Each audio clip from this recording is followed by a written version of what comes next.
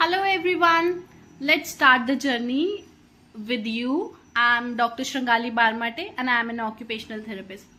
So what is an occupational therapy? People doesn't know about कि what is occupational therapy, क्या होता है इसमें. So in a very easy language हम ये बोल सकते हैं कि occupational therapy is all about physical and mental rehabilitation. जैसे कि इन वेरी सिंपल लैंग्वेज की हम इसको अगर ऐसे तोड़ा जाए तो occupational therapy. So itself a occupation, like occupation and therapy. So अगर किसी भी इंसान का है, किसी भी बच्चे को अगर जो डिपेंडेंट है किसी चीज़ पे, लाइक इन केस कि अगर कुछ इंजरी हो गई किसी को या किसी को स्ट्रोक हो गया और अब वो इंसान जो है वो मे बी सिलाई का काम करता हो या कहीं मजदूर का काम करता हो, now he is unable to do that work, like अब उसके फंक्शंस नहीं काम कर रहे हैं वैसे, तो उसको वापस से उसके डेली रूटीन में लेके आने का काम ऑक्यूपेशनल थेरेपी का होता है, जिसमें हम थेरेपीज के साथ इंसान को बोलो, बच्चे को बोलो, हम उसको वापस से उसकी स्टेज पे लेके आते हैं. अगर ग्रोथ और डिले डेवलपमेंट है तो हम डेवलपमेंट में उसको हेल्प करते हैं सो दे कैन ग्रो. और जस्ट हमारा सिंपल गोल होता है कि we need to make them independent, not dependent. हम उनके एडीएल पे काम करते हैं. ADL as in activity of daily living. हमारी डेली लिविंग कैसी होती है, लाइक हम सबसे पहले उठते हैं तो हम ब्रश करते हैं, फिर हम शावर लेते हैं, हम वॉशरूम जाते हैं, हम ड्रेसिंग करते हैं, ग्रूमिंग करते हैं, खाना खाते हैं, काम पे जाते हैं.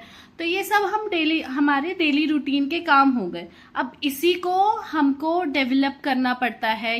हम ये नहीं चाहते कि हमारे जो पेशेंट है वो किसी पे भी डिपेंडेंट रहे, इसलिए टू मेक देम इंडिपेंडेंट ये हमारा गोल होता है.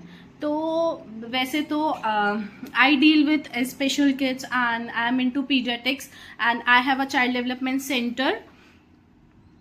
सो अब हम बात करेंगे कि मैं किन बच्चों के साथ काम करती हूँ. तो I deal with autism, ADHD, down syndrome, cerebral palsy and so on. बहुत सारे ऐसे डेवलपमेंटल सेंसरी के इश्यूज होते हैं जहाँ पे बच्चे का डेवलपमेंट लैक होता है, तो उसको इम्प्रूव करने के लिए occupational therapy is the person जो हेल्प करता है. लोगों को इसका इतना अवेयरनेस नहीं है, इसलिए पेरेंट्स आर वेरी मिसगाइडेड.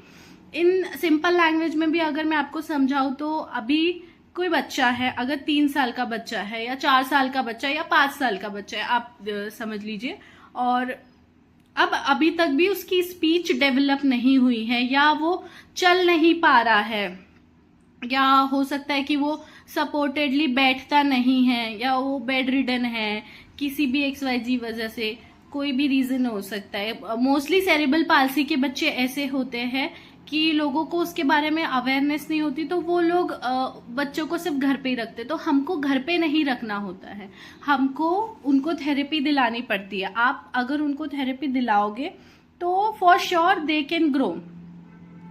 अब थेरेपी में हम उनके फिजिकल डेवलपमेंट में काम करते हैं, कॉग्निटिव डेवलपमेंट में काम करते हैं, ग्रॉस मोटर में काम करते हैं, फाइन मोटर में काम करते हैं. In easy language gross motor, fine motor, जैसे कि मैं आपको बोल दूं, अगर अभी मैंने ये हाथ ऊंचा किया या मैं तो, और अगर मैं फुटबॉल खेल रही हूँ तो these are the gross motor, जहाँ पे एक्टिविटीज अगर हम रेंज ऑफ मोशन बढ़ा के कोई काम करते हैं तो हम उसको एज अ फिजिकल में हम उसको बोलते हैं ग्रॉस मोटर एक्टिविटीज. ठीक है.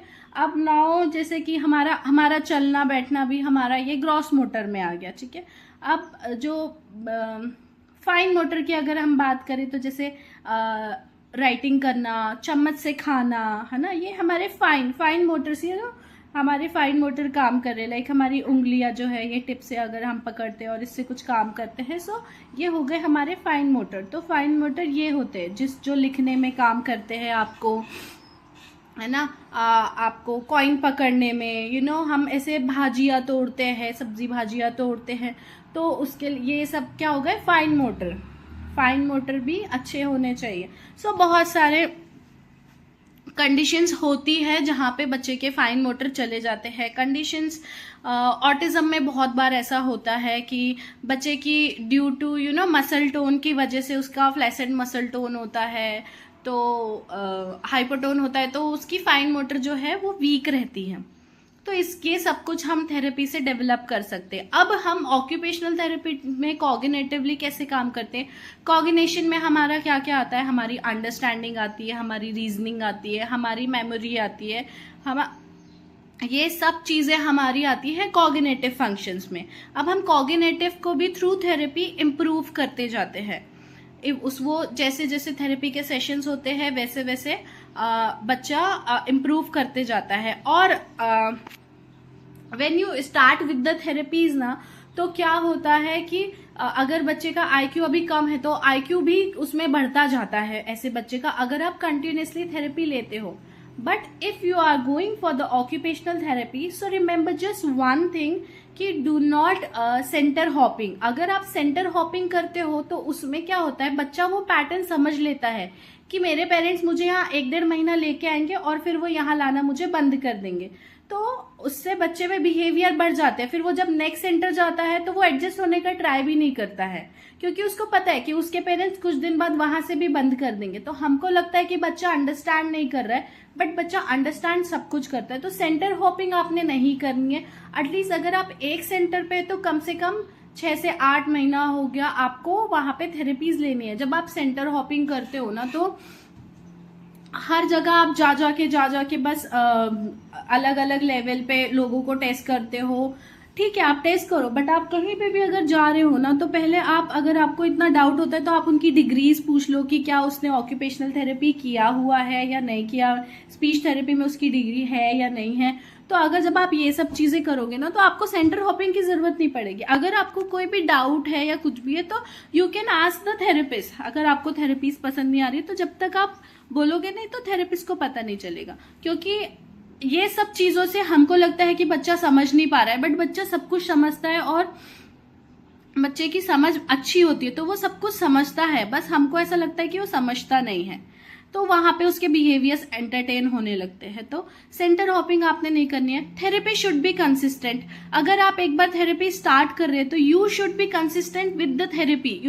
आपको बार बार थेरेपीज बंद नहीं करनी है। ऐसा हो गया कि आप 1 हफ्ता जा रहे हैं, फिर आपने छुट्टी ले ली, या आप 15 दिन जा रहे हैं, फिर आप नहीं जा रहे हो, या फिर आप 1 महीने जा रहे हो, फिर आपने 1-2 हफ्ते की छुट्टी ले ली, तो क्या होता है ना, वहां पे जो प्रोग्रेस ऐसी जाती है ना, तो बच्चा वहां पे धीरे धीरे रिग्रेशन में आने लगता है, क्योंकि थेरेपी बार बार टूट रही है ना, वो चेन टूट रही है। जब वो चेन टूटती रहेगी बार बार तो थेरेपी में तो असर पड़ेगा, फिर बच्चे में इस वजह से भी बिहेवियर आ जाते हैं। फिर आप पेरेंट्स कंप्लेन करते हैं कि हमारा बच्चा रिग्रेशन में चला गया। तो बच्चा रिग्रेशन में इसीलिए गया है क्योंकि आपने थेरेपी कंटिन्यू करी नहीं। तो आप थेरेपी कंटिन्यू करना इज वेरी इंपॉर्टेंट। तीसरी चीज कि आपको अगर जो भी आपका थेरेपिस्ट और डॉक्टर है, आपको उसको सुनना है कि वो क्या बोलना चाह रहा है, वो क्या बोलता है। आप उसकी एडवाइस सुनो कि वो क्या क्या आपको बोलते हैं कि आपको शुगर प्रोडक्ट्स नहीं देना है बच्चों को, चिप्स नहीं देना है, फिर उसको डेयरी प्रोडक्ट्स नहीं देना है, क्योंकि वहां पे जो गट और ब्रेन का कनेक्शन होता है ना, वहां पे वो शुगर और डेयरी प्रोडक्ट अफेक्ट करते जाते हैं। इसलिए हम बोलते हैं कि बच्चों को शुगर प्रोडक्ट्स, बच्चों को डेयरी प्रोडक्ट्स, बहुत सारी चीजें ऐसी होती है जो हम बोलते हैं पेरेंट्स को कि आपको अवॉइड करनी चाहिए, क्योंकि इसमें हमारा तो भला है नहीं, हम ये सिर्फ और सिर्फ बच्चे के लिए बोलते हैं। एंड अगर आई थिंक आज के लिए ऑक्यूपेशनल थेरेपी के बारे में it is like small thing जो मैंने आपको बताई है, बट आप इन चीज़ों का ध्यान रखो कुछ। और अगर आपको कुछ भी डाउट है या कुछ भी है तो you can connect me on Instagram, या फिर आप मुझे कॉल कर सकते हो। मैं हमेशा अवेलेबल हूँ, यू कैन कॉल मी। तो थैंक यू सो मच। और आपको कुछ भी डाउट हो तो you can ask me on the comment box. Thank you so much. और आगे ही ऐसी जानकारी के लिए आप मुझसे बने रहें।